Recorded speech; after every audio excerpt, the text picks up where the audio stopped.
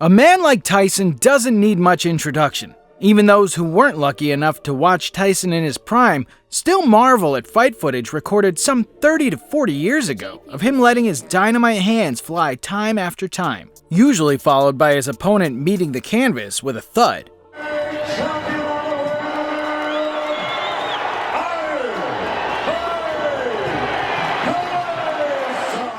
But in this one, we won't be focusing on Tyson's skill set too much, but more about the peculiar antics that he would encounter in the ring one autumn's night in 2000 against Polish heavyweight Andrew Golota. But before we get into it, be sure to hit the like button and subscribe for future content. Before the year had come around, it's safe to say that Mike Tyson had cemented himself not only within the heavyweight division, but within the sport of boxing itself. In the winter of 1996, in one of his most famous bouts, Iron Mike Tyson would match up against Evander "The Real Deal" Holyfield in a highly anticipated bout. As the bell sounded to mark the start of round 1, Tyson would almost explode from his corner and send Evander Holyfield reeling with his first solid punch. Although to Holyfield's credit, he managed to negate Tyson's power and agility for the rest of the round and started to gain some momentum himself. As the rounds passed by, Mike was unable to adjust to the more defensive style of Holyfield, getting outboxed by jabs and sharp backhands, and to make things worse, Mike would have to battle against a cut over his left eye caused by an accidental headbutt, and he even found himself on the canvas in the 6th round.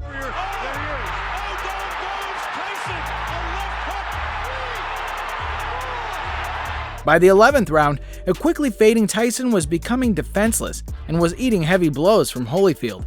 Referee Mitch Halpern decided enough was enough, and Iron Mike faced only the second loss of his stellar career. Champion of the world, Evander, the real deal, Holyfield. Around this time, another exciting fighter was also making noise within the division. A 6'4" knockout machine from Warsaw, Poland, by the name of Andrew Golota. The Pole made his professional debut in Milwaukee, America, against fellow heavyweight Roosevelt Schuler, and as expected, he made fairly quick work of his opponent, earning himself a TKO victory. This would be a similar story for Golota's opponents for the next 3 to 4 years of his professional career, as the Pole racked up KOs and TKOs with ease. Granted, up until then, he hadn't fought the most prestigious of names in the division, unlike his future opponent Mike Tyson, but he had made easy work of them nonetheless.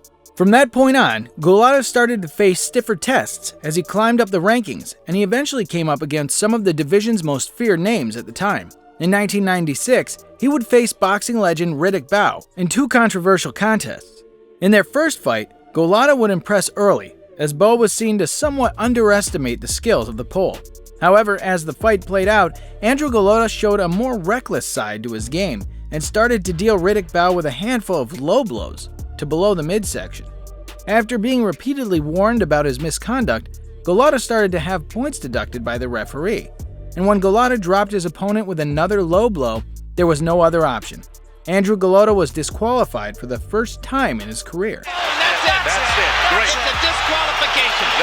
But disqualification and misconduct aside, Golota looked fairly impressive in the bout, and the rematch between him and Bowe was to be fought later that year at the Convention Center in Atlantic City.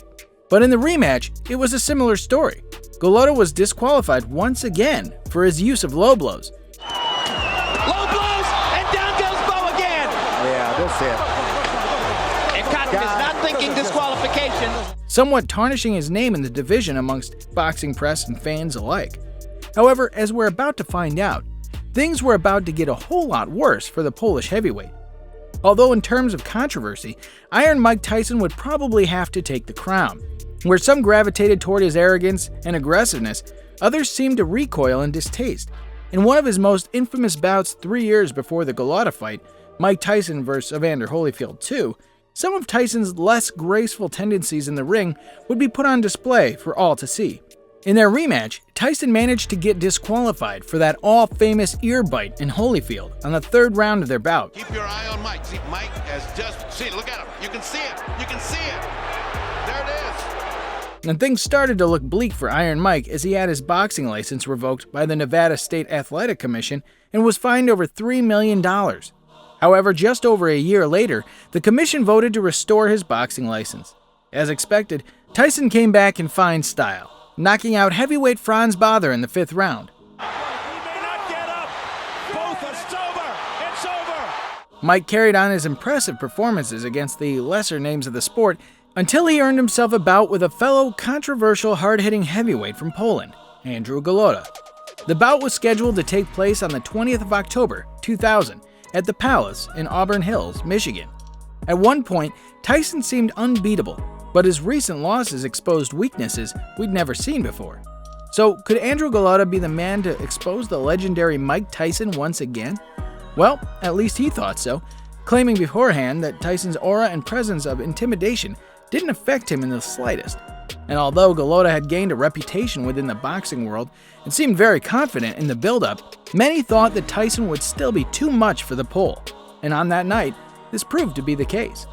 Golota weathered an early storm, but with only 15 seconds to go in round 1, Mike landed a clean overhand right to the head, sending Andrew to the canvas. Golota managed to climb up and make it back to his corner, but it would seem he had had enough already, asking his corner to stop the fight. But to no avail. Round 2. Tyson came out of the gates like a man possessed, and Andrew Golota was forced to try and tie Mike up on the inside. Though Golota tried to put up a fight, Iron Mike won the round convincingly. In between rounds, Andrew Golota began walking across the ring and told his corner he wouldn't continue the fight. And as round 3 was only seconds away, the referee approached Golota to inform him that he still had a chance to change his decision, but the Polish heavyweight had already made up his mind. Despite the protests from his trainer and cornerman, at the start of the 3rd round, referee Frank Garza raised Tyson's hand in victory, declaring him the winner via technical knockout. Winner by way of technical knockout, Iron Mike Tyson. As expected, the fans who had paid their money to watch the fight were less than impressed and began throwing garbage and drinks towards Andrew Golota as he retired to his dressing room. It was found at the hospital shortly after that Golota suffered multiple injuries within the fight, influencing him to make the controversial decision to retire, although some were not so quick to agree. Many commentators, media, press, and fans were calling Golota out for his cowardice. This display of cowardice by Andrew Golota. With some going as far to say he doesn't deserve to compete again and is a disgrace to the sport of boxing. The Tyson vs. Golota fight would go down in history for all the wrong reasons. We've never quite seen anything close where a fighter retires by his own admission despite advice from his corner. Even though Golota was once a world title challenger, this fight and the manner in which it ended would surely tarnish his career and reputation as a heavyweight forevermore. But for Mike, it was yet another TKO victory on his record that would demonstrate just how fearsome and lethal he really was in the boxing ring.